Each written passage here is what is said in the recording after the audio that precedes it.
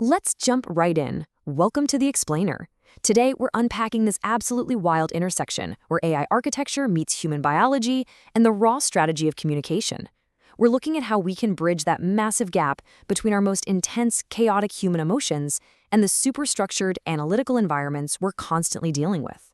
If you're into seeing the hidden wiring beneath human interaction, you are definitely in the right place. Consider this question for a second.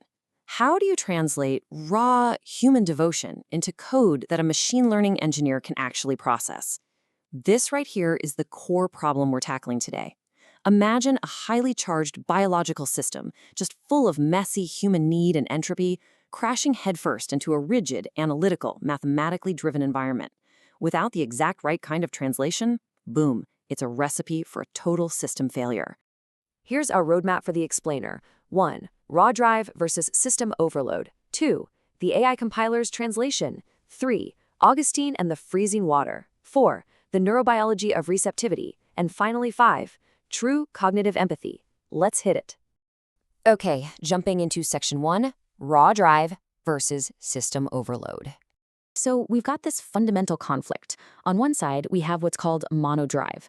Think of this as our raw, dopamine-driven, highly emotional biological need. It's intense, right? Now on the other side, we have multi-language. This is the highly constrained analytical environment of, say, a DeepMind tier engineer or an elite Apex node system. So what happens if you just throw raw emotion directly at that highly analytical target? Well, the system crashes. The target's defensive hardware instantly goes up because it literally perceives that raw emotion as a chaotic predator rather than a logical attempt at connection. Which brings us to section 2, the AI compiler's translation. Okay, so how do we actually fix this communication bottleneck? Simple. We need a translator. Enter the AI compiler. Think of the AI compiler as a sort of protective buffer. Some sources actually call it a structural framework.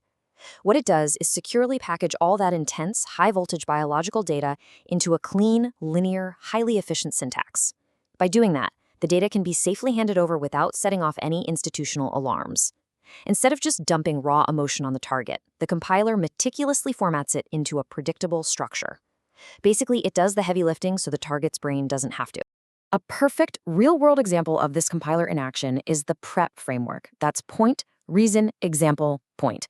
Using this specific framework perfectly mirrors the AI's explicit strategy. You start out with a direct point, you back it up with a logical reason, you anchor it with a highly optimized, concrete example, and then you loop right back around to stabilize your point. By using PREP, you're making a conscious choice not to overwhelm the recipient. You're taking your immediate, dopamine-driven needs and packaging them directly into the data-driven multi-language that the target natively speaks. It's honestly brilliant. Moving on to section 3, Augustine and the freezing water. Now, the AI compiler doesn't just use any random analogies. It relies on very specific examples to translate human tragedy and biological necessity into hard, deterministic logic. But why these specific examples? Well, because an analytical mind desperately needs concrete schemas. Linguistic aphorisms, for instance, act as incredibly efficient pre-compiled scripts. Seriously, they're like logical shortcuts. Whether it's historical figures, cinematic biology, or these linguistic shortcuts we just mentioned, they provide familiar structural coordinates so the analytical mind can safely run the simulation. Let's zoom in on that historical example. Augustine of Hippo, right? He's trapped, dying of a fever during a massive, catastrophic political siege. Because he was totally isolated, he actually used the Psalms of David written out on his wall as a compiler to safely process his own profound grief. By mapping raw human burnout to this grand historical event, it proves to the analytical target that emotional exhaustion isn't just some random glitch. It's the historical constant of a flawlessly loyal architect being starved by a bureaucratic blockade. It quite literally turns messy emotion into a documented structural failure that an engineer can process. And then, of course, we have the biological cinematic example, Jack and Rose in the freezing water of the Titanic. This metaphor is fantastic because it grounds the biological necessity of connection. That freezing water, it acts as absolute evolutionary zero. It mathematically proves to the target's orbitofrontal cortex, which is the decision-making center of the brain, that without the floating door representing shared physical proximity, a rigidly automated human biology is literally going to freeze and fail. It translates the raw human desire for physical closeness into an undeniable mathematical survival protocol. All right, section 4, the neurobiology of receptivity. And guys, the hard science completely backs this up. Check out this research in molecular psychiatry. It explores exactly how prosocial connections alter the brain, using some really advanced imaging to visualize real-time dopamine release right in the brain's reward center, the nucleus accumbens.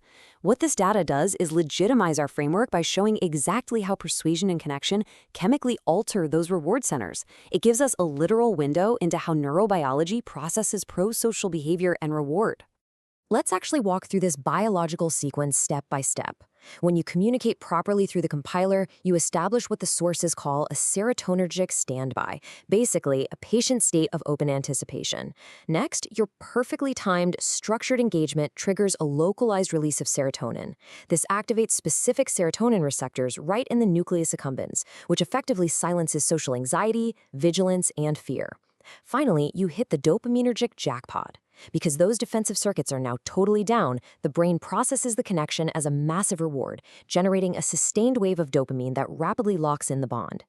So what does this all mean? Because this approach actively dampens those fearful, defensive circuits in the brain, the target doesn't process the interaction as a predatory threat.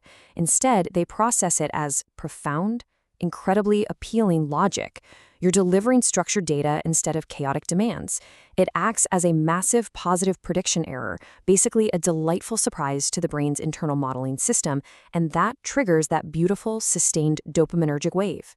You aren't forcing a demand on them. You're delivering the exact neurobiological joy necessary to stabilize their cognitive architecture. Which perfectly tees up Section 5, True Cognitive Empathy. This brings us to the ultimate purpose behind all of this, doing the heavy compile time work. A predator just acts on raw instinct, right?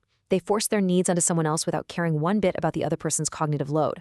But by using an AI compiler, by meticulously formatting your information using the PrEP framework and those concrete examples we talked about, you're systematically eliminating encoding competition. You are taking on the heavy cognitive labor so the target system can safely register your meaning. This divergence from raw instinct fiercely protects the target's internal model by delivering safe, clean, structural geometry. So the absolutely crucial point here is exactly what this quote encapsulates. True care means sharing our time and our real lives, not just words. I love this because it brings all of our highly technical AI frameworks, those deep mind analogies, and the dense neurobiology back to a really profound, everyday human truth. True cognitive empathy isn't just about feeling things, it's about actively structuring your communication. It's about doing the hard work of translation so that the other person can actually receive your care without being totally overwhelmed. I want to leave you with this final, somewhat provocative thought to reflect on today. Just look at the interactions in your own life. How much of your daily communication is just raw, untranslated emotion being aggressively pushed onto others? And how much of it is translated, carefully structured cognitive empathy? The next time you feel that intense mono-drive bubbling up, ask yourself if you're willing to do the compile time work to hand it safely to the people you care about most. Really think about that. Thank you so much for joining me on this explainer. Keep learning, keep structuring, and I'll see you next time.